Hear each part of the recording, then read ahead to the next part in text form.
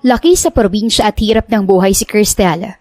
Nahihirapan siyang makapaganap ng maayos na trabaho dahil hindi siya nakatapos ng pag-aaral at sa edad na 26, wala siyang ibang maa-applyan kundi ang tindahan ni Aling Nena. Natanggap siya roon bilang kargador ng bigas. Likas na malakas at madiskarte ang dalaga. Kaya nagawa niyang pakiusapan ng matanda sa trabahong dapat lalaki ang gumagawa. Lahat ng trabaho, maging katulong o labandera, okupado na ng iba. Isang araw, naligaw ang isang gwapong binata sa kanilang lugar. Lumapit siya kay Cristel na nooy abala na sa pagkakarga ng sako-sakong bigas sa tricycle. Excuse me, miss. Tama ba? Miss ka nga. Medyo naguluhan si Chase dahil maganda si Cristel, pero panglalaki naman ang trabaho nito. Oo, bakit? Cristel ang pangalan ko. Ikaw? Sabay punas ng dalaga ng kanyang pawis. Sobrang dungis na nga niya ng mga oras na yon dahil sa init ng panahon at pagod sa gawain. Chase, magtatanong lang sana ako. Nasa lugar tayo ngayon? Naliligaw ako eh. Hindi kasi ako taga rito. Nahihiyang pag-amin naman ni Chase. Ah, ganun ba? Chase, nasa Bailen tayo. Sako pa rin ang lalawigan ng Cavite. Paano ka ba kasi napunta rito sa amin? Kunot ang noon namang tanong ng dalaga. Nagkamali ako ng daan. Sa kabila pala dapat na way. Hindi ko solong daan patungo sa Batangas. Galing pa kasi ako Maynila. Nag-shortcut lang ako para iwas sa traffic. Sana di na lang pala kung maliligaw lang rin ako. Daing ng binata. Ah, kaya pala. Gusto mo bang samahan kita sa shortcut para makadiretso ka na sa Batangas? Tanong ng dalaga. Halos magliwanag naman ang mata ni Chase sa kanyang narinig. Talaga? Kaya lang abala ka sa trabaho eh. Napatitig si Chase sa itsura ni Cristel. Likas na maganda at malakas ang dalaga, kahit na slim ang katawan nito. Hindi niya tuloy maiwasang mamangha at magandahan. Panay naman ang salita ni Cristel, pero nanatili lang tulala sa kanya si Chase. Kaya halos magsalubong ang kilay niya sa pagtataka. Medyo narwirdohan na rin siya sa inaasal ng gwapong kaharap. Uy, ayos ka lang ba? Ang sabi ko, magpapaalam muna ako sa amo ko. Babalik na lang ako kagad pag nasamahan na kita. Para hindi magalit sa akin. At baka, syempre, mahirap na. Baka mawalan pa ako ng trabaho eh. Oo, sige.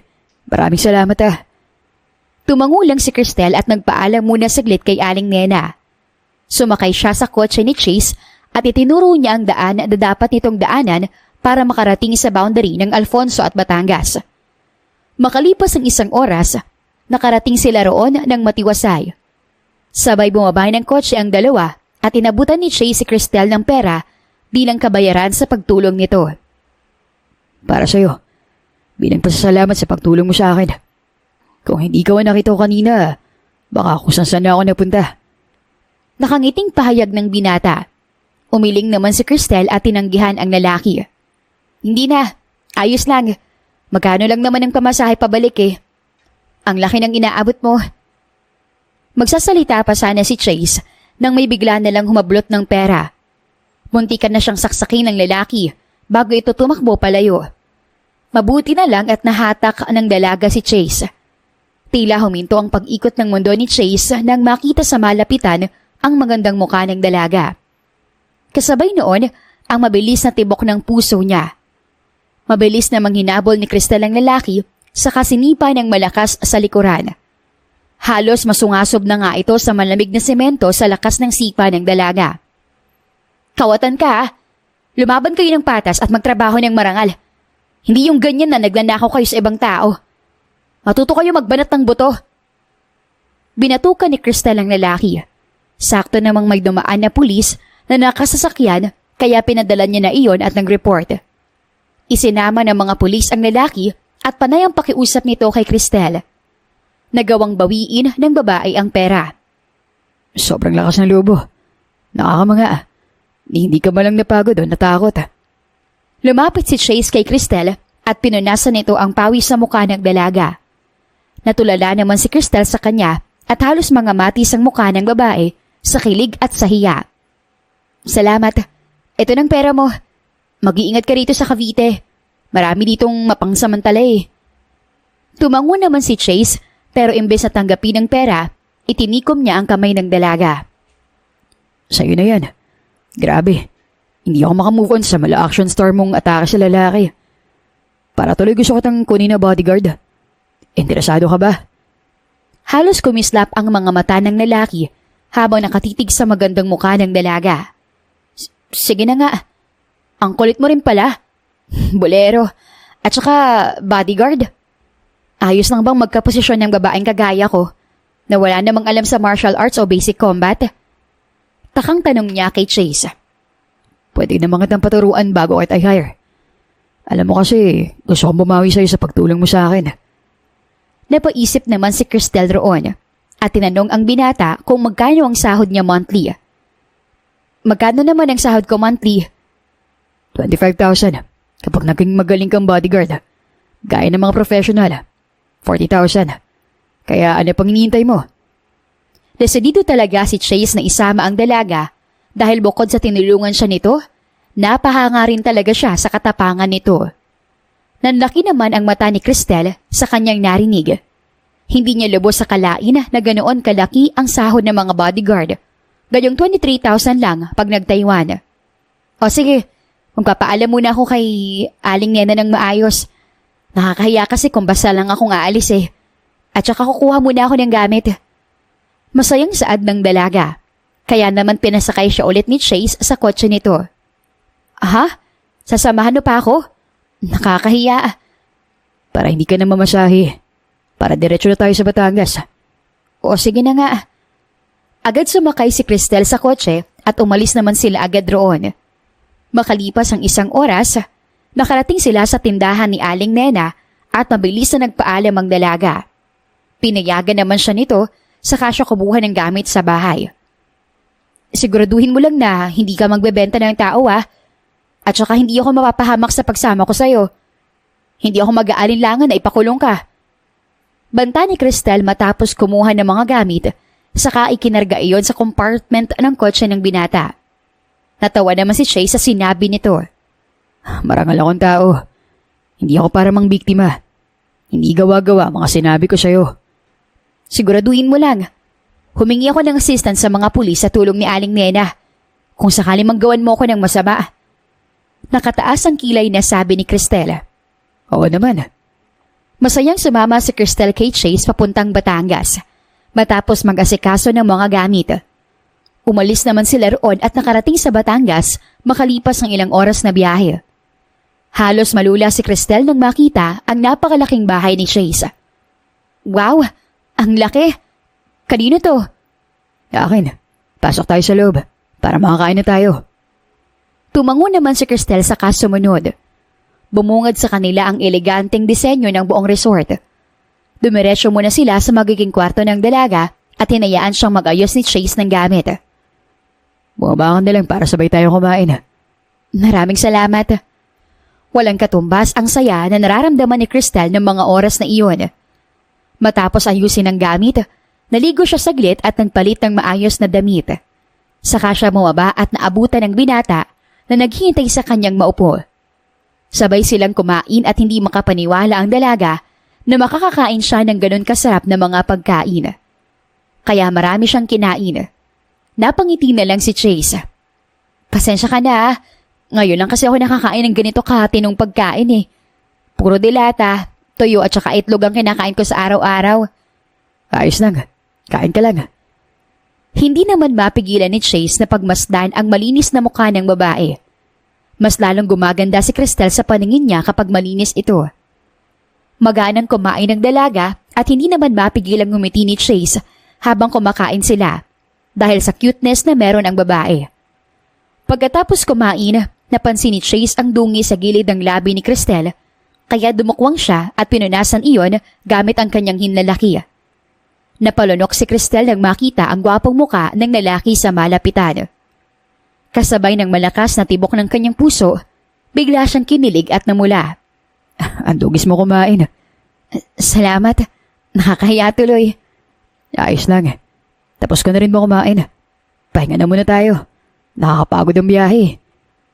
Opo, sir. Nauna namang maglakad si Chase pabalik sa kwarto niya at sumunod sa kanya ang dalaga. saka dumiretso sa sarili nitong kwarto.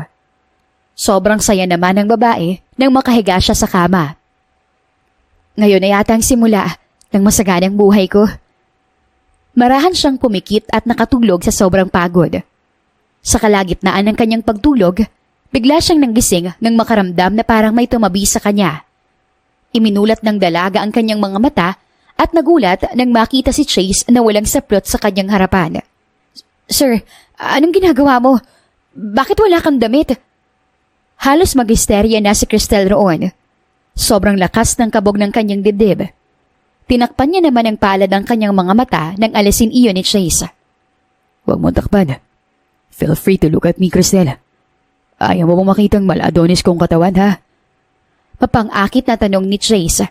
Halos magwala naman ang puso ni Cristel at halos mga matis ang kanyang muka. "Sir naman, akala ko ba bodyguard? Bakit ganyan? Parang GRO ang turing mo sa akin."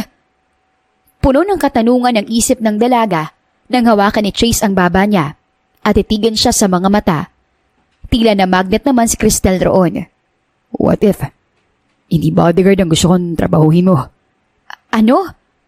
Maging asawa ko. Papayag ka ba? Kumabog ng malakas ang puso ni Cristel roon at halos manlaki ang mga mata niya sa gulat.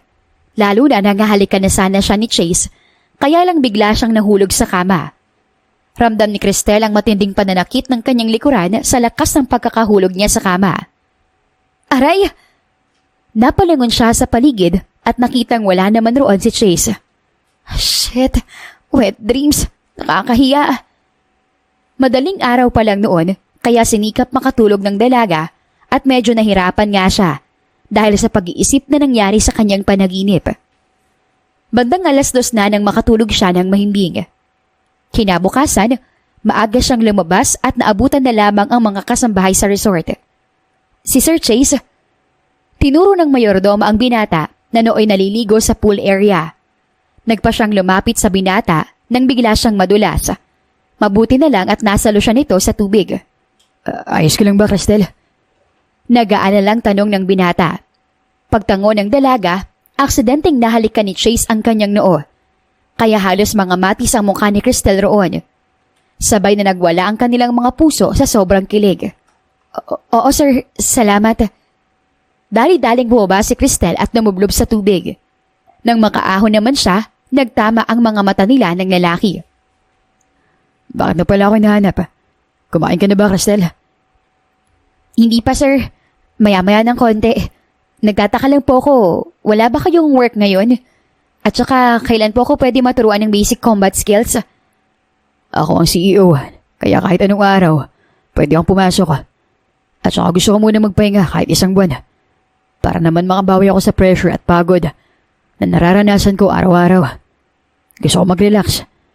Huwag kang mag-alala. Isasama kita sa Maynila pag gusto ko na magtrabaho. Bukas pasisimulan ko ng training mo. Talaga, sir?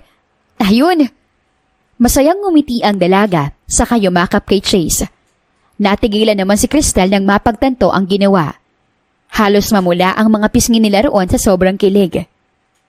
Mabuti naman at prosigido ka matuto. Nakangiting sagot ng binata. Saka lumayo si Cristel habang namumula ang pisngi sa hiya. Tumango ang dalaga saka nag-floating para makaiwas sa hiya na nararamdaman. Napahinto naman siya sa pagbalik niya nang makita si Chase na nakadungaw sa kanya. Mabilis siyang lumubog sa tubig habang ang lalaki naman ay napapangiti. Kumain ka na. Magtatanghalian na, wala ka pang umagahan. Sige sir. Nagpa siyang umahon si Cristel para kumain. Ganoon rin ang ginawa ni Chase. Kinabukasan, tinuruan ng kanyang instructor si Cristel. Pinagbusa muna siya ng mga dapat malaman ng dalaga bago siya tinuruan ng mga stunts. Sobrang enjoy naman ang dalaga kahit na mahirap mag-ensayo. Kapag naiisip niya na malaki ang masasahod niya, mas talo siyang ginaganahan magpursige. Ang galing niyo magturo, Mr. Chavez. Nakangiting puri ni Cristel. Ikaw rin, Cristel. Magaling ka rin dahil mabilis mo siyang masusundan. Hindi naman mapigilan ni Chase humanga sa galing ni Cristel dahil mabilis itong matuto. Hindi lang niya gusto kapag nagkakalapit ang dalawa ng todo dahil binata pa si Nicolo Chavez. Kaedad lang ito ni Chase na 34 years old. Hindi naman, sadyang madali lang matandaan ng mga tinuturo kasi maayos magpaliwanag at nade-demonstrate. Nakangiting lumapit si Cristel sa tabi ni Chase para kumuha ng maiinom. Kahit pawisan na, mukha pa rin itong fresh kaya nagagandahan pa rin sa kanya ang amo. Habang tumatagal naman, natututo na ng tuluyan ang babae. Bandang hapon nang magpahinga sila at tumigil sa pag-eensayo. Magmerienda ka muna. Sabay abot ni Chase ng platito na may cake at saka cookies. Wow! Thank you, sir. Napakabait niyo talagang boss. Tinanggap ng dalaga ang platito, saka siya naupo para kumain. Tinala naman ng mga kasambahay ang mga tsaa sa kakape para sa kanilang dalawa. Sa nakakita ko, kaya mo naman pala talaga maging bodyguard eh. Nabilis kang matuto. After ng training mo, bibigyan ka niya ng license at ID bilang empleyado ng kumpanya. Kasi bodyguard na kita. Talaga, sir? Wow! Gusto ko po yun. Maraming salamat po talaga sa opportunity na binigay ninyo, ah. Nagbago ang buhay ko. Walang anuman. Basta kasama mo ko sa pagbabagong yun. Nagkatitigan sila sa mga mata at ramdam nila ang paglalapit nila lalo. Mas naging mabait si Chase kay Cristel at naging mas komportable naman sila sa isa't isa. Napansin naman ng lalaki ang sugat sa kamay niya kaya nagpakuha ito ng first aid kit kay Alexa, nakasambahay sa resort. Dinala nito ang first aid kit sa kanya at kinuha ni Chase ang kamay ni Cristel. Sa pag-ensayo, hindi talaga nawawala yung masaktan. Kaya palagi kang maging maingat. Ganyan din ako noon eh. Marunong rin ako at black belter ng taekwondo. Kaya alam kung mag-isa ako makikipaglaban sa mga kriminal. Kapag biniktima ako, hindi ko kakayanin. Kaya kailangan kita. Seryoso ang mukha na sabi ni Chase habang ginagamot ang mga sugat ng dalaga. Napatitig naman si Cristel sa gwapong mukha ng amo. Tila may mainit na palad na humahaplos sa puso niya dahil sa pinapakita nito. Galing. Tatandaan ko ang sinabi niyo, Sir Chase. Ngumiti naman ang binata saka humarap sa kanya. Kumabog ng malakas ang puso nilang dalawa roon. Gusto kong ingatan mong sarili mo. Opo, at poprotektahan rin kita. Natigilan si Chase roon at namula ang pisngi sa kilig. Hindi niya akalain na si Cristel pa ang magsasabi noon sa kanya. Masaya silang nagmerienda at nagkwentuhan. Kinabukasan, rest day ni Cristel, kaya nagpasya silang maligo sa dagat. Pareho silang naglangoy at naghabulan sa tubig. Nang bigla na lang hatakin ni Chase si Cristel sa kamay, kaya aksidenteng naglapat ang kanilang mga labi. Halos manlaki ang mga mata ni Cristel dahil sa gulat. Sir, halos mautal si Cristel nang tawagin ang pangalan ng amo, saka siya umatras. Nangamatis naman ang kanilang mga muka at nagkahiyaan. Sorry, hindi ko akalain na. Hayaan niyo na, aksidente naman po eh. Lagi na lang. Baka isipin mo, tinetake advantage kita. Hindi hayaan niyo na po yun. Nahihiya pa rin na sabi ng dalaga. Kahit ang totoo, big deal sa kanya ang halik. Ilang beses na kasi silang muntikan maghalikan. Nagpa siyang umahon si Cristel para makaiwas sa amo. Agad siyang nagbanlaw at nagbihis. Nagblower muna siya ng buhok at nakaramdam na naman siya ng matinding antok. Makalipas ang 2 oras, nagising siya dahil kumakatok ang kanyang boss. Cristel, tara kumain. Hapunan na. Sir, pasensya na napasarap ang tulog ko. Sana tumulong rin ako sa kusina. Hindi mo kailangan gawin yun. Bodyguard ang magiging trabaho mo. Hindi ka sambahay.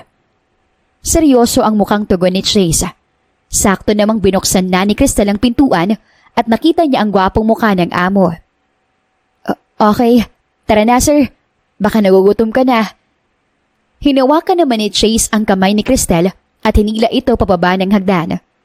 Sabay na nagwala ang kanilang mga puso roon. Hanggang sa makarating sila sa dining area at sabay na kumain. Panay ang sulyap ni Chase sa magandang mukha ni Cristel at ganoon rin ang dalaga. Hindi nila mapigilan ang sarili. Bakit? May problema ba? Wala naman sir. Ano lang, nagtataka ako kasi bodyguard lang naman ako. Pero kung itrato niyo ako, parang iba. Parang bisita. Siyempre, kahit na matikas ka pa sa lalaki, Babae ka pa rin. Hindi ka naman mukhang tomboy. Malakas ka lang talaga. Hindi po talaga ako tomboy. Kailangan ko lang talagang kumita ng pera, kaya naging kargador ako ng bigas nung nakilala niyo ako. Natatawang tugon ni Cristel. At saka maganda ka. Natahimik si Cristel at kinilig. Hindi niya akalain na marinig niya iyon sa amo. Nagpasalamat naman siya at makalipas ang ilang minuto, sabay silang natapos kumain.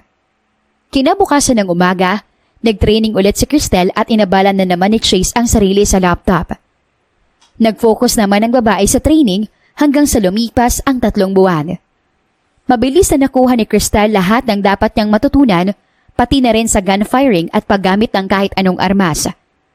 Napahanga niya ng sobra si Chase, kaya naman na magpunta sila sa Maynila, madalas kasama ng lalaki ang dalaga sa kumpanya.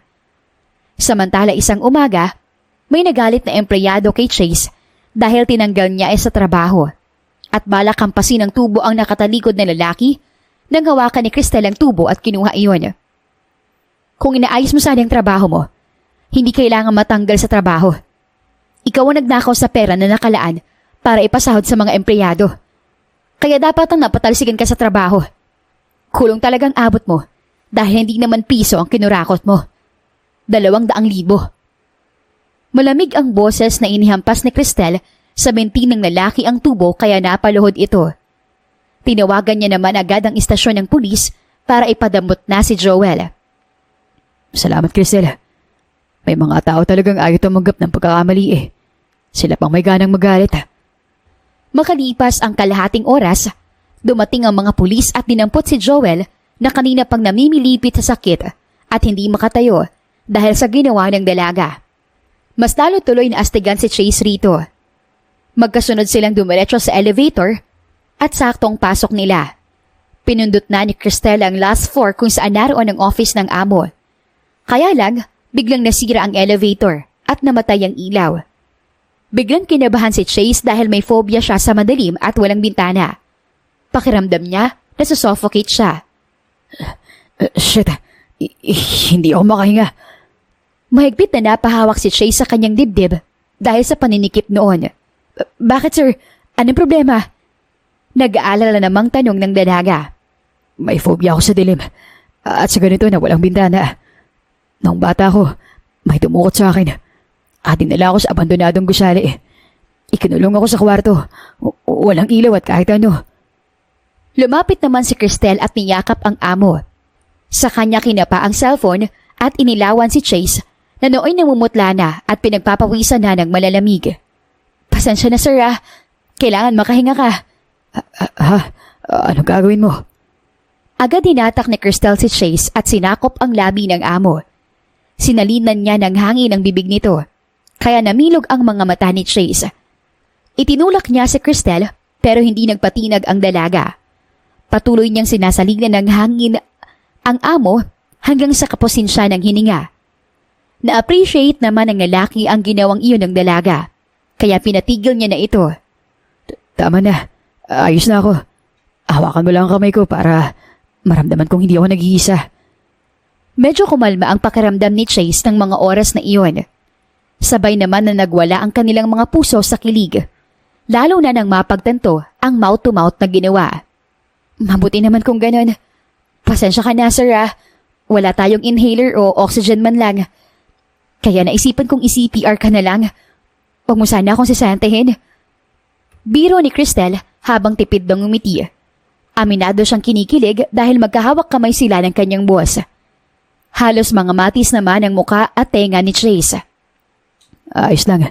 Emergency naman eh. Maya-maya pa, naayos na ang elevator. Nagkaroon iyon ng ilaw at tumuloy na sa pag-akyat. Nakarating sila sa last floor kung saan naroon ang office ni Chase. Agad dinawagan ng sekretarya ang maintenance para kausapin dahil sa nangyaring insidente. Simula noon, mas lalong nagbago ang tingin ni Chase kay Cristel at naging mas malapit sila lalo.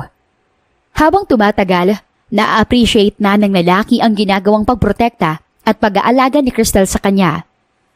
Makalipas ang 1 buwan, sinamahan ni Cristel ang among umattend ng yacht party. Kailangan pa ba talaga mag-dress ako? Oo naman. Para magmukha kang kadate ko. at babagay sa team ng yacht party. Mas maganda kasing ikaw na lang ang isama ko para iwas issue. Mababantayan mo pa ako. Kaya lang, baka mapahiya ka dahil sa akin. Probinsyana pa man din ako. Be yourself. About your makeup and dress, I will handle it. Wala nang nagawa ang dalaga kundi pumayag. Pinaayusan naman ni Chase si Cristel sa makeup artist at pinagsuot ng designer dress. Nagmukha itong prinsesa sa kanyang suot. Bumagay sa makinis at may kaputi ang balat ng dalaga ang maroon nitong dress na may intricate designs. Idagdag pa ang light makeup ni Cristel na mas nakapagpalitaw ng kanyang natural na ganda. Wow, ang ganda mo, Cristel. Walang katumbas. Bolero ka, sir. Talagang inaasar mo ko, ah. Hindi Talagang sobrang ganda mo. Hindi makapaniwala si Cristel nang iharap na siya ni Chase sa malaking salamin. Hindi makapaniwala si Cristel na siya ang nasa harap. Kinilig naman siya nang hawakan ni Chase ang magkabila niyang balikat. Talagang ako na to? Nanlalaki ang mga mata niyang tanong.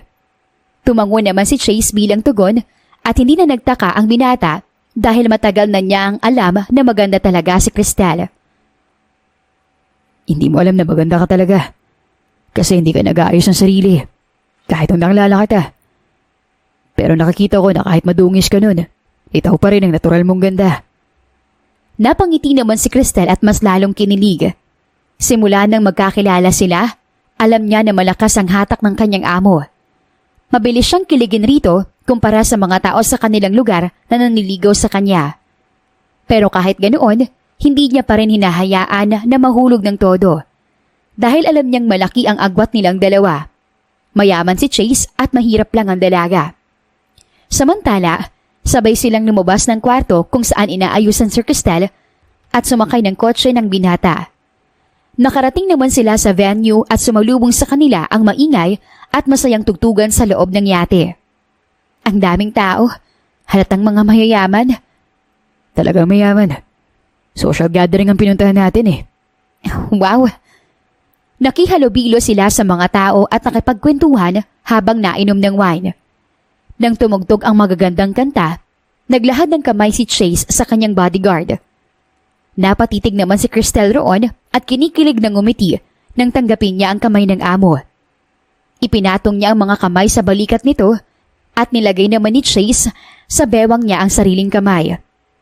Masaya pala sa ganito? Siguro. Bakit siguro? Kasi sumaya lang naman ako nang makasama kita. Halos mamula ang pisngi ni Cristel sa kanyang narinig. Hindi niya akalain na babanat ng ganoon ang lalaki. Hindi naman maalis ang titig ng mga tao sa kanilang dalawa dahil pareho silang maganda at gwapo. Pero mas namamagnet ang mga mata ng binata sa magandang mukha ni Cristel kasabay ng malakas na tibok ng kanilang mga puso. Baka mawalan ka ng chicks niyan. Akalain jowa mo ko, sir. Wala naman akong pakialam sa ibang babae. Ikaw ang nasa harap ko. Hindi na ako lilingon sa iba, Cristel. Talaga? Lasing ka na yata sa dami ng nainom mong wine kanina. Hindi Wine lang yan. Nagpatuloy lang sila sa pagsasayaw at nang mapagod, nagpasya silang magpahinga. Ikinuha naman ng makakain ni Cristel si Chase at sabay na silang kumain. Pagkatapos kumain, nagpahinga lang sila sa upuan at nakinig si Chase sa mga jokes ni Cristel. Para maiba naman, sir, pakinggan mo ang mga jokes ko. Anong joke? Pagsingkit na maputi raw, chinito. Wait, paano kung singkit na maitim? Kunot noon namang tanong ng binata. Di, prinito. Napahagalpak ng tawa si Chase roon. Napangiti naman ang dalaga sa sariling kalokohan. Nagpatuloy lang ang babae sa pagbabahagi. Nagpunta si Juan sa doktor. Sabi niya, Dok, ako po yung pasyente niyo last year. Tapos, anong sabi ng doktor? Wala namang espesyal sa sinabi ni Juan Nagtatakang tanong ng binata. Sabi ng doktor, may problema ba? Ang sabi naman ni Juan, Dok, itatanong ko lang po sana kung pwede na akong maligo. Halos maihi naman si Chase kakatawa. Nang mapagtanto na 1 taon na hindi naligo si Juan dahil doon. Pambihira, loko ka. Eto pa, Nag-uusap ang magkaibigan na Juan at saka Pedro. Napansin ni Pedro ang tenga ni Juan. Sabi niya, "Juan, bakit namamagay ang tenga mo?" Anong sagot ni Juan? Puno ng pananabik na tanong ng binata. Sabi ni Juan, "Namamalansya kasi ako tapos nag-ring yung cellphone. Plansyang nadampot ko." Loko yun ah. Hindi pa tapos, sir. Chill. Ang tanong naman ni Pedro, bakit dalawa? Ang sagot ni Juan, "Paano ba naman? Tumawag ulit." Bisit, napakaingot ah. Hindi mapigilang matawa ni Chase sa kalokohang iyon ni Cristel. Eto last na. Nag-uusap yung mag-ama. Sabi ng anak, "Dad, pinagalitan po ako ng teacher ko." Ang tanong naman ng daddy niya, bakit ka pinagalitan? Anong sabi ng bata? Sabi niya, "Kasi po, hinalikan ko yung kaklase ko." Tuwang-tuwa pa yung daddy niya, sabi, "Uy, manang-mana sa akin ang ano ko ah." Tapos, Sabi ng bata, "Opo, pogi nga po eh." Halos mamatay sa galit yung ama. Pati si Chase natawa na rin sa kalokohan ni Cristel. Hindi na nila napapansin ang oras dahil sa tawanan at kwentuhan. Unti-unti namang nahuhulog si Chase sa pagiging pilya at magagandang ngiti ni Cristel. Makalipas ang ilang oras, tumigil na ang yate at nagpasya na silang bumaba para umuwi. Inalalayan ni Cristel ang kanyang amo at siya na ang nag-drive dahil nalalasing na ito ng todo. Nakauwi naman sila sa mansyon pero bago niya maibaba ang lalaki, pinakatitigan muna siya ni Chase sa mga mata. Saka ito lumapit at walang alinlangang sinakop ang kanyang mga labi. Halos manlaki ang mga mata ni Cristel kasabay ng malakas na tibok ng kanyang puso. Itinulak niya ang amo pero hindi ito nagpatinag at mas lalo lang siyang hinalikan ng mas malalim. Tila nang hina ang mga tuhod ng dalaga roon. "Sir," malakas niyang tinulak ang amo at nagtagumpay naman siya. Bumulogta naman ang lalaki sa kinauupuan nito kaya napabuntong hininga naman ang dalaga. Pambihira, gigil na gigil humalik. Kainis, naisahan ako. Inakay ng dalaga ang lalaki saka ito dinala sa sariling kwarto. Inhiga niya sa kama si Chase at tinanggalan ng necktie, saka sapatos pati medyas. Hindi na siya nag-abala na hubaran ito para palitan ang suot na damit. Paalis na sana si Cristel nang hawakan ni Chase ang kamay niya at hinila siya papalapit. Kaya bumagsak siya sa mga bisig nito. Halos mamula ang mukha niya sa pag-iinit at pilit kumakawala sa yakap ng amo. "Stay here, Cristel. Gusto ko na kayakap." "Sir naman, hindi naman ako staff to eh." Hindi na kumibo si Chase at mabilis na nakatulog. Pero kahit ganoon, hindi pa rin makaalis ang babae sa yakap nito. Halos pagpawisan na nga siya, lalo na nang ipulupot ng lalaki ang binti sa kanyang bewang. Dulot ng matinding tama ng alak at pagod, wala siyang lakas na kumuwala sa lalaki. Napilitan na lang ang dalaga na ipikit ang mga mata. Nahirapan siyang matulog dahil sa sitwasyon kung nasaan siya. Pero wala siyang nagawa kundi matulog na lang. Kinabukasan, maagang nagising si Chase at nagtaka dahil ramdam niya na may kayakap siya. Dahan-dahan niyang iminulat ang mga mata. Cristel. Halos manlaki ang mga mata ng binata nang mapagtanto kung gaano siya kahigpit yumakap sa dalaga. Halos mapisat niya na ito. Aminado rin na nagustuhan niya nakatabi si Cristel sa kama. "Sir, gising ka na ba? Baka pwede mo na akong bitawan. Kagabi mo pa akong pinagtitripan eh. Hinatak mo ko at ayaw mo kong pakawalan." Reklamo ng dalaga sa naiinis na boses. I did. Hindi makapaniwalang tanong ng lalaki.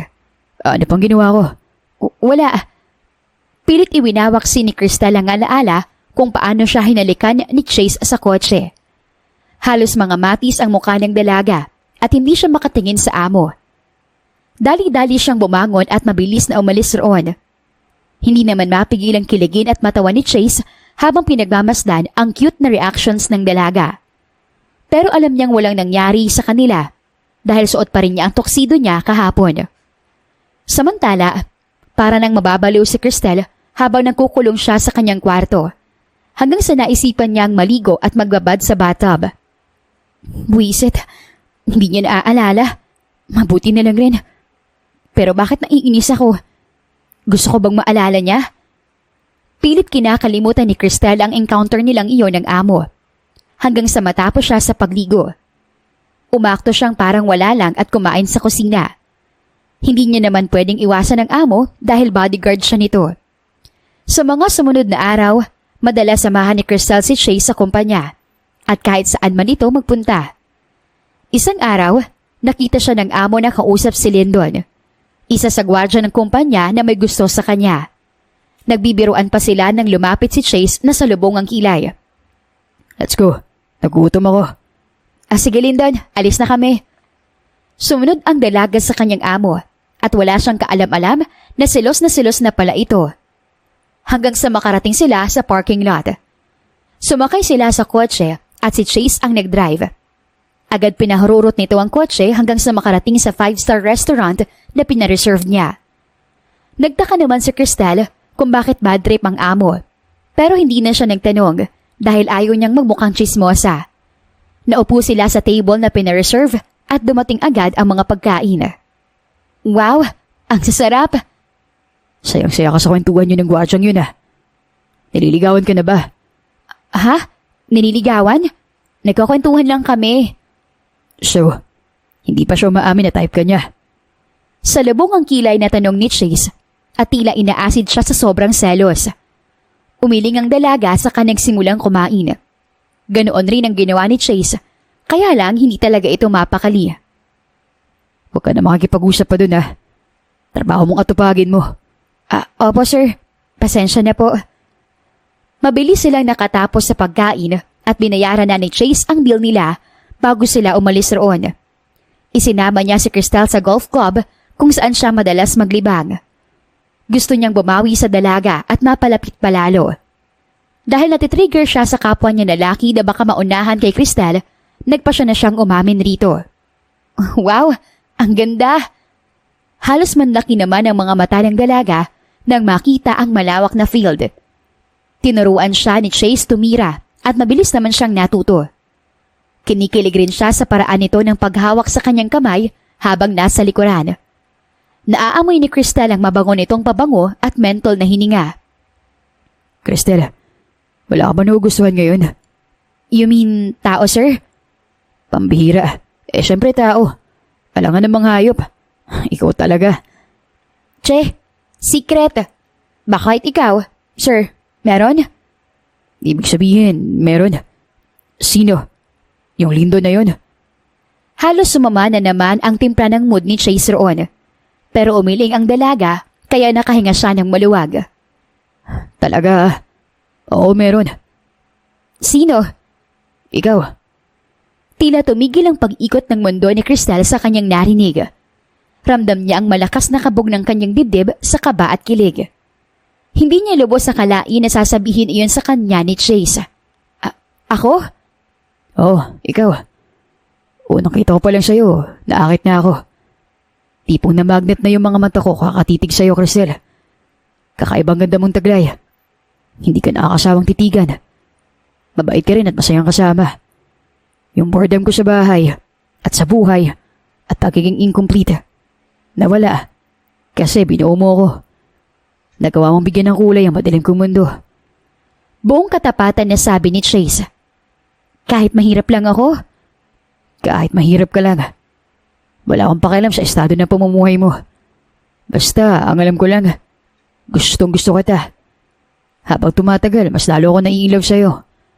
Nagsiselos ako pag nakakita kong napapasaya ka ng iba. Gaya kanina.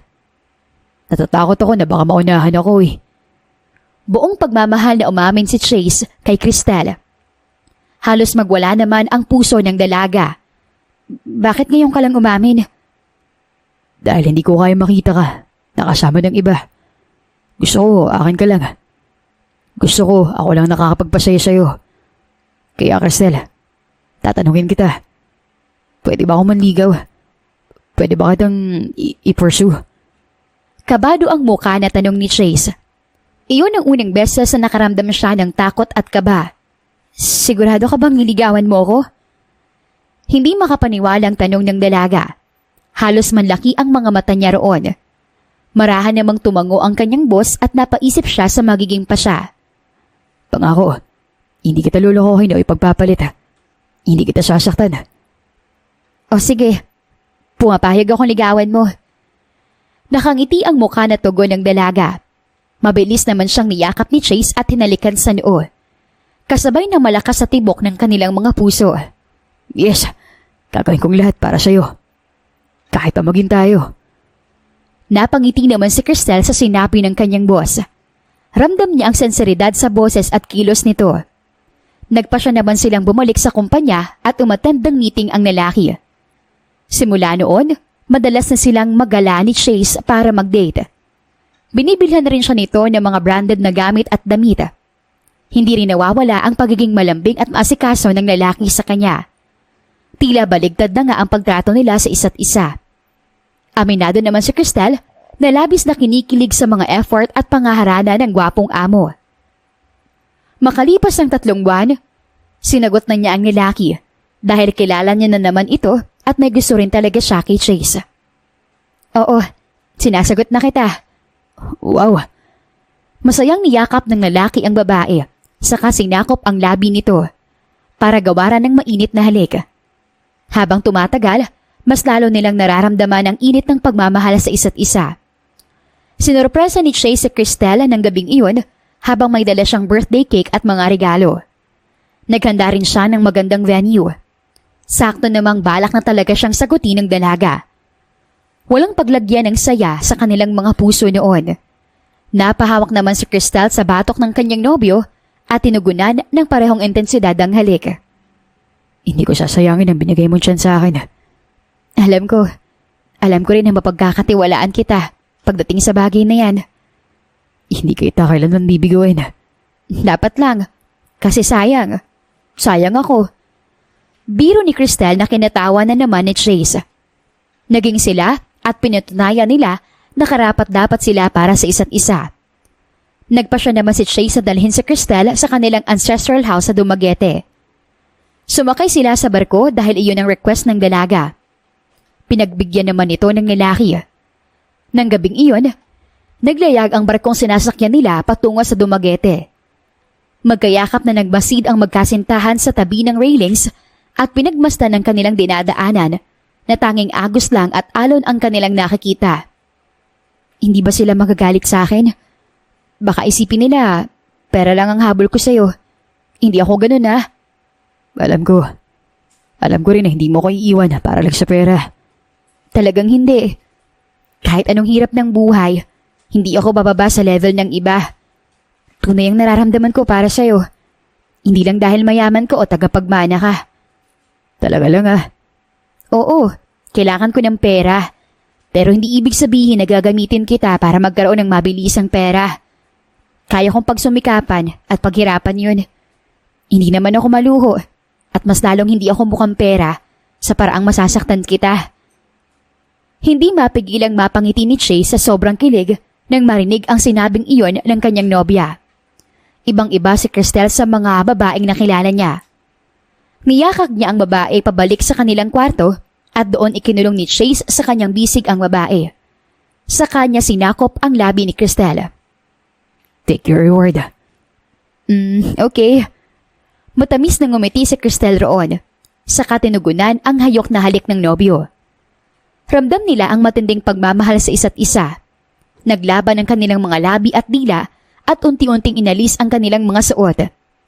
Ibinaba ni Chase si Cristel sa kama at nagsimula itong sambahin. Doon nag-umpisa ang mainit na tagpo nila sa kama. Iminigay ng babae ang kanyang pagkabirhen sa nobyo.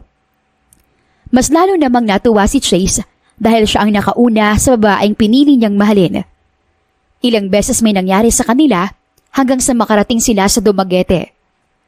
Sinalubong sila ng family driver ng pamilya ni Chase at inihatid sa mansyon. I love you so much, baby. Huwag kang kabahan. Mababait ang mga pamilya ko. Sure ka bang ipapakilala mo na ako kagad? Ilang buwan pa lang tayo. Baka sabihin na lang, hindi yan. Hindi lang naman girlfriend ang turing ko sa'yo. Para na kitang asawa. Kaya huwag kang mag-isip ng kung ano-ano. Marahang tumango si Cristel at ngumiti. Magkahawak kamay silang bumaba sa kotse makalipas ang ilang minutong biyahe. Pumasok sila sa loob ng mansyon at sumalubong sa kanila ang napakaraming kasambahay sa katauhan ng mansyon. Dinala ni Chase si Crystal sa dining area kung saan naroon ang kanyang mga magulang pati lolo. Laking tuwa ng mga ito nang makita siya. Ipinakilala niya si Crystal sa mga ito at masaya namang tinanggap ang dalaga roon. Grabe, ang mabait nila. Nakakahiya tuloy lalo. Wala kang dapat ikahiya. Sabi ko naman sa'yo eh. Nakangiting hinawakan ni Chase ang isang kamay ng nobya, saka sila kumain at binitawan niya rin iyon. Maraming salamat po sa pagtanggap. Asahan yung... Asahan talaga namin magkakaapo na kami sa tuhod. Kaya gumawa na kayo agad. Natatawang biro ng matandang doon. Lolo ito ni Chase at likas na mapagbiro ang matanda. Lolo, huwag mong i-pressure si Cristel. Hindi ko siya pinipressure, iho. Alam namin na doon rin nagpunta niyan. Advance lang kami mag-isip at saka sabik na talaga kaming magkaapo. Nakangiting sabi pa ng matanda. Halos mga matis naman ang mukha ni Cristel roon sa hiya. Pero aminado siyang masaya dahil hindi lang basta girlfriend ang turing sa kanya ng mga ito, pati ng mga magulang ng lalaki. Opo lolo, mga ilang apo po bang kailangan ninyo o gusto ninyo? Babae o lalaki? Pakikisakay ng dalaga sa biro ng matanda.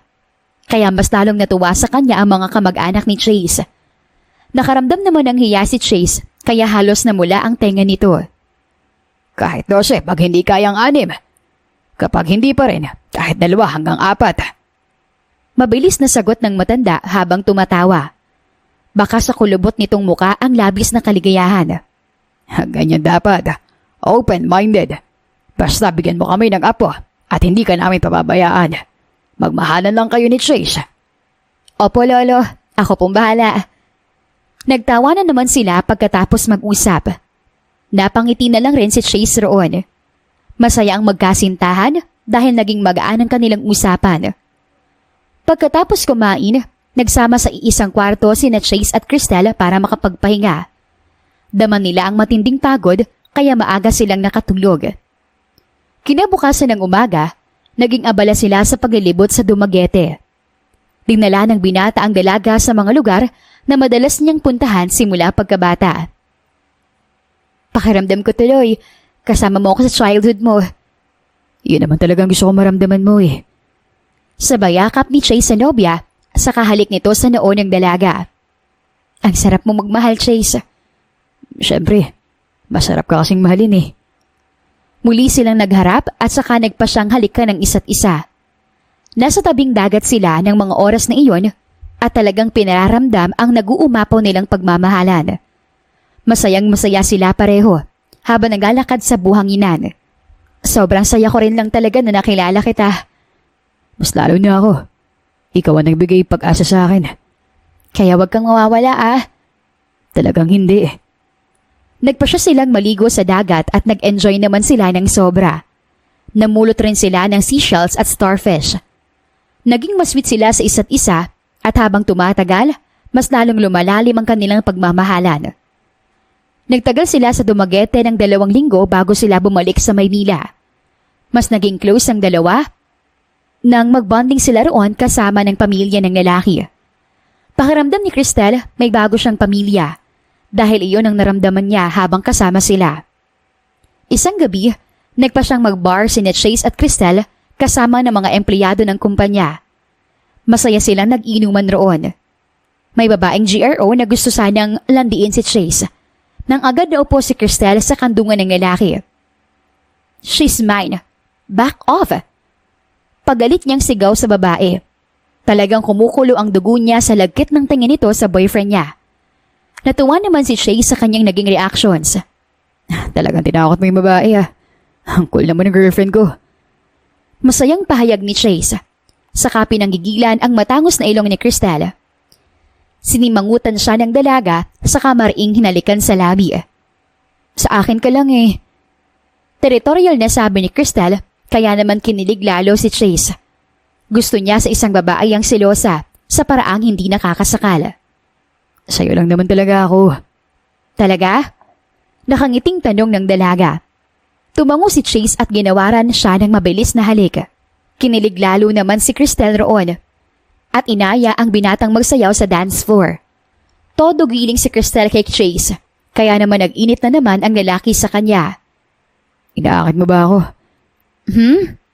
Painosenteng tugon ng dalaga, kaya kinabig siya ni Chase sa bewang. Ano kaya kung umuwi na lang tayo? Puno ng mali siyang sabi ng lalaki. Bakit? Nangaasar na tanong ni Cristel. Alam mo na yun. Napahagikik naman si Cristel nang hatakin na siya ni Chase palabas ng bar, matapos magpaalam sa mga kasama nila. Agad silang sumakay sa kotse at pinaharurot iyon ni Chase hanggang sa makarating sa mansyon. Kinarga niya si Cristel at ninala sa kanilang kwarto. Hayok niyang hinalikan ng nobya at nauwi na naman iyon sa mainit na tagpo sa kama. Mabilis naman silang nakatulog sa sobrang pagod at kalasingan. Habang tumatagal, mas lalong tumitibay ang kanilang relasyon. Kaya lang isang araw, nagulat si Cristel nang bigla na lang may yumakap kay Chase nang palabas na sila galing sa opisina. Chase! I'm back! Namiss kita, mahal ko! Masayang sigaw ni Elaine. Nangunot naman ang noon ni Cristel roon at tila nakaramdam siya ng matinding selos at asid sa tiyan. Elaine, anong ginagawa mo rito? Bakit ka bumalik? Hindi ba nakapaghiwalay ka na sa akin noon? Halos mangunot ang noon ng binata. Sorry na, pinauwi kasi ako sa probinsya namin eh. Alam mo na, may sakit ang mama ko. Pero Elaine, tapos na tayo. May bago na akong girlfriend. Sabay hila ni Chase kay Cristel. Nagpakilala naman ang dalaga. Hi, Cristel nga pala ang pangalan ko. Girlfriend ako ni Chase. Biglang nagbago ang ekspresyon ng mukha ni Elaine nang makita si Cristel. Tiningnan niya ito mula ulo hanggang paa. Siya? Hindi naman siya maganda. Napakasimple niya pa. Huwag mo nga ako lokohin, Chase. Siguro alam mo na bibisitahin kita kaya naghanda ka na para mag-hire ng babaeng magpapanggap na girlfriend mo. Nako, Chase ha.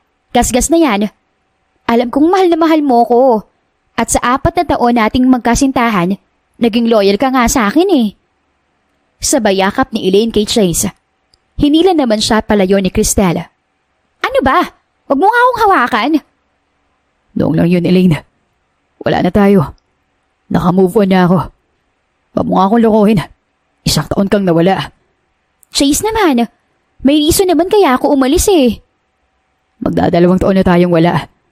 Kasama na rin ang 1 taon kong pagdimot sa'yo. Kung gusto mo, friends na lang. Natigilan si Elaine at napaisip.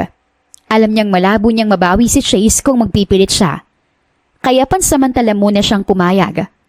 Marahan siyang tumango at umalis naman sina Cristel at Chase. Simula noon, madalas nang bumisita si Elaine kay Chase. Panay ang dikit nito sa lalaki at minsan, kunwari pa itong nakakalimot kaya niya hinahalikan sa gilid ng labi. Saka sa pisngi ang lalaki. Halos mag-inis naman si Cristel dahil walang pakundangan si Elaine kahit alam niyang may girlfriend na ang ex niya. Sorry, nakakalimot lang talaga eh. Namiss ko lang lambingin si Chase, gaya noon. Madalas ko kasi siyang ikis eh. Wala akong pakailam. Matuto kang dumistansya kung ayaw mo magtawag ng ambulansya. Gigil na sabi ni Cristel nang sila na lang dalawa ni Elaine. Tinawanan naman siya ng babae at halatang wala itong takot. Subukan mo. Sa tingin mo ba kakampihan ka ni Chase? Mas matagal niya na ako ang kilala at mas matagal naging kami. Pang-aasar ni Elaine. Kahit na, wala na namang kayo. Sa kanya nilayasan ng babae. Halos magpuyos naman sa galit si Elaine roon. Pero hindi ito tumigil. Patuloy niyang pinapaalala kay Chase ang nakaraan at ang paraan ng paglalambing niya sa lalaki. Medyo naguluhan tuloy si Chase at nang mag-inom sila, talagang inakit ni Elaine si Chase at sinuot ang paborito nitong lace dress niya noong sinapa. Nasa mansyon sila noon at nagpa-pool party si Chase. Sakto namang nagkalasingan na kaya sila na lang ang naiwan. Laking gulat ng lalaki nang sundan siya ni Elaine sa kwarto. Naliligo pa naman si Cristel ng mga oras na iyon. Anong ginagawa mo rito? Elaine, nahihibang ka na ba? Akala ko ba payagan ng kaibigan lang? Sa tingin mo ba papayag talaga ako? After all these years na ikaw lang ang minahal ko? Minahal ko ng sobra. Hindi kita kayang bitawan ng ganun-ganun lang, Chase. Dahang-dahang lumapit si Elaine kay Chase at pinulupot ang kanyang braso sa batok ng lalaki. Hahalikan na sana nito si Chase nang bumukas ang pintuan ng banyo. Halos manlaki ang mga mata ni Cristel nang makita ang dalawa. Bahagyang inalog ni Chase ang kanyang ulo dahil medyo naguluhan siya. Pero itinulak niya naman palayo si Elaine. Nakaramdam ng matinding inis at selos si Cristel. Hindi niyo na ako nirespeto. I can explain. I didn't know she will follow me. Hindi mo alam? O sadyang hinayaan mo lang? Baka naman mahal mo pa talaga siya. Puno ng hinanakit na sabi ni Cristel. No, Cristel. Huwag kang mag-isip ng ganyan. Elaine, na ba? Lumabas ka nga. Biglang nanakit ang ulo ni Chase roon at itinaboy niya ang ex. Nanatili namang galit si Cristel at nagblower ng buhok. Naguguluhan siya. Pwede mo naman akong tapatin. Hindi mo ko kailangan lokohin o gawing tanga. Alam ko matagal na naging kayo at mahal na mahal mo siya. Gaya ng kwento niya. Pero sana respeto man lang. Kung talagang balak mo siyang balikan, let me go. Pigil na pigil si Cristel sa kanyang sarili na umiyak. Labi siyang nasasaktan ng mga oras na iyon at ilang beses na rin talaga niyang napapansin na inaakit ni Elaine si Chase. Palagi na lang niyang kinokompronta ang babae pero makapal talaga ito. Let me think, please. Masakit ang ulo ko ngayon eh. Mahal mo ba talaga ako? O minahal mo lang ako para kalimutan siya? Halos gumaralgal na ang boses ni Cristel habang tinatanong iyon. Mahal kita, Cristel. Walang duda yun. Sorry. Niyakap naman ni Chase si Cristel at para mawala ang pagtatampo nito, hinalikan ng lalaki ang labi ng nobya. Matapos sugutin ni Cristel ang saksakan ng blower. Itinulak naman ng babae ang lalaki at lumayo siya. Ayoko sa taong hindi pala sigurado sa akin. Gusto ko. Ako lang. Ikaw lang naman talaga eh. Pilit nilalambing ng lalaki ang babae pero nagmamatigas si Cristel. Hanggang sa itulak na siya sa kama ni Chase at si Elaine ng mainit na halik. Unti-unting nanlambot ang tuhod ng dalaga roon. Hanggang sa kusa ng gumalaw ang kanyang labi at tinugunan ng parehong intensidad ang halik. Muling inangkin ni Chase si Cristel at pinatunayan ng babae na karapat-dapat siyang mahalin ng nobyo. Lumipas ang mga araw, naging mas maalaga si Cristel at ginawa niya lahat para lang mas mabaliw sa kanya si Chase. Hindi rin siya basta sumuko at inalam niya ang tunay na dahilan kung bakit naroon si Elaine. After 2 years bumalik? Posible kaya yun? Takanyang tanong sa kakinausap ang kaibigan niyang IT. Inalam ni Cristel ang tunay na dahilan at kung anong mayroon sa probinsya. Nagawa nilang malaman ng kaibigan niyang si Stella na IT professional ang tungkol sa pagkakaroon ng asawa at anak ni Elaine sa probinsya. Tinawagan rin nila ang mga kamag-anak ng lalaki na asawa ni Elaine, pati ito mismo, para malaman ang katotohanan. Totoo ba na asawa ka ni Elaine Dinlasan? Tanong ni Cristel kay Ramon Sabilla na asawa ni Elaine sa video call. Tumango ang lalaki at pinakita pa ni Ramon ang marriage certificate nila. Picture noong kasal at ang anak nila na hawak mismo ni Elaine. Marami pa itong ebidensya na pinakita. Anong ginagawa niya dito? Kung may pamilya na naman pala siya. Nag-aaway ba kayo? Umiling si Ramon at sinabi na mahirap lang sila, kaya siguro nagpuntas ng Maynila si Elaine. Akala rin ng lalaki magtatrabaho lang si Elaine. Hindi nito alam na nais-utakan ni Elaine si Chase at perahan. Hindi na sinabi ni Cristel ang tungkol sa ginawa ng babae. Humingi na lang siya ng kopya dahil gusto niyang ituwid mismo ni Elaine ang landas. Lahat ng mahalagang ebidensya sinend ni Ramon sa pag-aakalang part yun ng investigasyon para matanggap sa trabaho ang kanyang asawa. Maraming salamat sa kooperasyon. Pasensya na sa abala. Magpapaalam na muna ako dahil marami pa akong aasikasuhin. Saad ng dalaga sa kabilang linya. Tumango naman si Ramon at pinatay na ni Cristel ang tawag. Sa pagkakataong iyon, nagawa niyang makakuha ng sapat na ebidensya. Nagsimula ang hinala niya kay Elaine nang minsan niya itong narinig na may kausap sa phone at sinabing magpapadala ng pera ang babae kapag nakakuha na.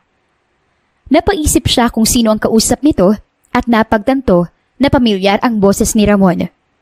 Ang alam ng lalaki, kuha ng sahod ang sinasabi ni Elaine. Pero wala naman itong trabaho kundi landiin si Chase.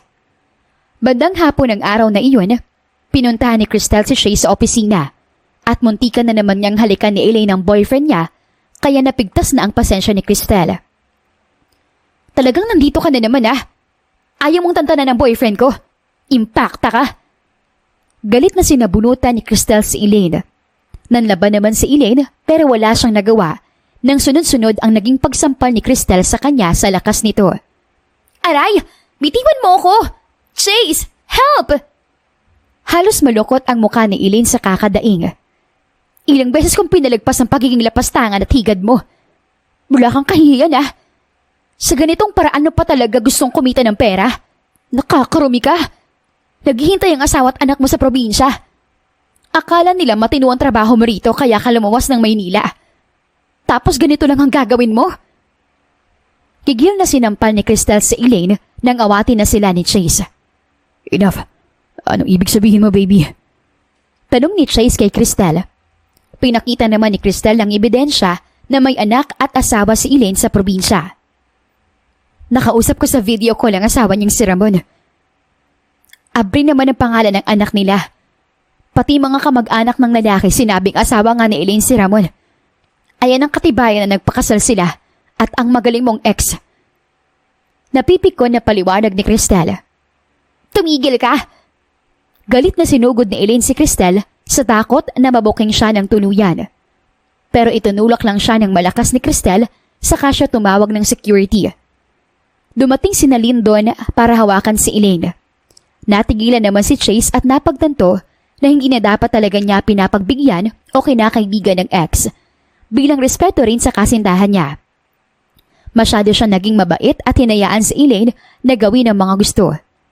Sa pag-aakalang ayos ng iyon dahil may pinagsamahan naman sila. Pero kung may pamilya na maaapektuhan, hindi niya na nais na patagalin pa ang pananatili ni Elaine. No! Huwag kang maniwala sa kanya! Chase! Alam ko ng totoo, Elaine. Sapat na mga ebidensyang binigay ni Cristel para patunayan na kasal ka na. Doon ko pa naman sinabi ko sa'yo na ayoko na. Tapos na tayo. May girlfriend na ako. Hindi pala dapat kita hinayaang umaligid pa sa akin bilang kaibigan. Pinalagpas ko ang paglalandi mo sa pag-aakalang okay lang. Pero mali pala talaga kahit sang anggulo tingnan. Mabuti na rin at nalaman ko na may anak ka na at asawa. Kundi baka hayaan pa rin kita at mautakan mo lang ako. Oo, baby. Pero lang ang habol ni Elaine sa'yo. Mahirap ang buhay sa probinsya. Kaya bumalik siya para hututan ka ng pera. Siya nga pala, Elaine. Ito ang pera. Sahod ko yun ng 3 buwan. Itabi mo. Gamitin mo kay Abri. Alam mo, nakakagalit ka. Pero kapag naaalala ko na may cute kang anak na naghihintay sa'yo sa pag-uwi mo at asawa mo na walang kaalam-alam sa ginagawa mo, kulang na lang umasta kang bayaran para lang sa pera. Kinuha ni Cristel ang kamay ni Elaine at binigay ang pera. Dala niya na iyon at balak na sana niyang ibigay kay Elaine nang tigilan lang sila ni Chase. Natulala naman si Elaine. Bigla siyang nakonsensya at umiyak. Sorry. Mahal ko ang asawa at anak ko. Kaya handa akong gawin ang lahat para sa kanila. Patawad, Chase. Lalo na sa iyo, Cristel. Sising-sisi na pahayag ni Elaine. Pinabitawan ito ni Cristel. Maraming salamat. Hayaan mo na. Umuwi ka na sa inyo. Mag-focus sa sarili mong pamilya. Lalo na sa anak mo. Tigilan mo na mga ganitong gawain. Payo pa ni Cristel. Napapahiya namang umalis si Elaine. Dala ang perang galing kay Cristel. Samantala, naiwan sina Chase at Cristel roon sa opisina ng lalaki. Umalis na rin sila, Lyndon. Hinawakan ni Chase ang kamay ng nobya. Sorry. Sana hindi ka magalit sa akin. Pasensya na ako, naguluhan ako. At medyo nag-wavered ako. Pero alam mo naman na ikaw lang ang mahal ko ngayon, di ba? Wala akong balak ipagpalit ka. Mahal na mahal kita, Cristel. Sorry kung hinayaan ko siya. At hindi ko pinansin ang mga ginagawa. Huling chance mo na to. Kapag hinayaan mo pa na landiin ka ng iba, ayoko na. Lalong niyakap ni Chase si Cristel. Sa unang pagkakataon, natakot siya na baka mawala sa kanya ang babaeng pinakamamahal.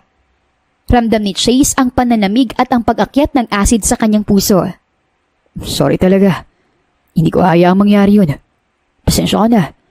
Hindi ko na talaga hahayaan na magkaganito tayo. Huwag mo sanang hayaang mawala ang tiwala ko. Oo, baby.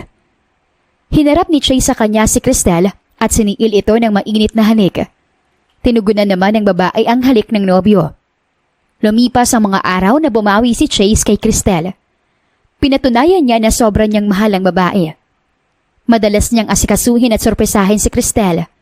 Hanggang sa isang araw, napag-alaman nila ang buntis ito. Sakto namang ng gabing iyon, nag-propose si Chase kay Cristel. Pinagdiwang nila ang masayang event na iyon, lalo na nang umoo ang babae sa lalaki. Habang buhay kitang mamahalin, patutunayan ko sa'yo na mayroon pang katulad ko na handang maging tamang tao para sa'yo. Hindi kita iiwan o papabayaan. Kaya Cristel, will you marry me? Buong pagmamahal na saad ng lalaki. Yes, I want to be your wife, Chase. Buong pagmamahal at kinikilig na tugon ni Cristel. Halos mamula ang kanilang mga pisngi roon at isinuot ni Chase ang singsing sa daliri ng babae. I love you so much. Alam mo ba kung gaano kaswerte sa pag-uo mo? Sobra. Mabilis na niyakap ni Chase si Cristel at siniil ng mainit na halik. Labis ang kaligayahan na nararamdaman nila ng mga oras na iyon. I love you more, Chase. Magiging tatay ka na. Nakangiting sabi ng dalaga. Mas lalo namang natuwa ang lalaki sa narinig. Nag-enjoy sila sa gabing iyon. Inalagaan at sinamahan naman ni Chase si Cristel sa mga check-up nito hanggang sa mga anak ang babae at ikasal sila. Nagkaroon sila ng 4 na anak sa kanilang pagkasama bilang mag-asawa at masayang namuhay. Marami talagang tao ang patuloy na nagsisikap. Mga taong walang ibang choice kundi magtrabaho dahil sa kakulangan ng sumusuporta sa kanila o di kaya wala silang ibang choice kundi magtrabaho. Mga bata o dalaga na maagang hinubog ang katawan sa realidad at hirap ng buhay. Kagaya na lang ni Cristel.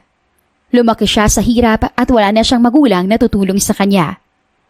Naging mahirap sa kanya ang makahanap ng trabaho. Kaya namasukan siya bilang kargador na dapat trabaho ng mga lalaki. Pero hindi bulag si Lord. Nagpadala siya ng taong makakatulong sa kanya. Iyon ay si Chase. Tinulungan niya ito at tinulungan rin siya ng binata. Ganoon rin sa tunay na buhay. Kapag hirap ka na, may taong ipapadala ang Diyos para tulungan ka at kadalasan ang iba sa taong natulungan mo, handa ka ring tulungan pabalik kapag ikaw na ang nangangailangan. Sa usapang pag-ibig naman, maiituturing nating once in a blue moon kapag nakakilala ka ng taong maiintindihan ka, mamahalin at poprotektahin ka. Taong mamahalin ka ng wagas at kahit anong mangyari, hindi ka iiwan. Pero dapat mong tandaan, sa pag-ibig, 2 tao ang nagsasagwan. Pag namamang ka, hindi isa lang. Kaya dapat pareho kayo nag-e-effort sa relasyon gaya ni Chase at Cristel. Pinatunayan nila sa isa't isa na walang makakahadlang sa tunay na pag-ibig at walang lihim na hindi nabubunyag. Nakakarama ang monoloko gaya ni Elaine. Maraming salamat po sa pakikinig. Di na mapigilan ng sariling mapaibig sa iyo. Ano ba to? Gusto ka laging nakikita ng mga dalawang mata ko. Baliw sa'yo, oo. Kaya lagi nag-aaba para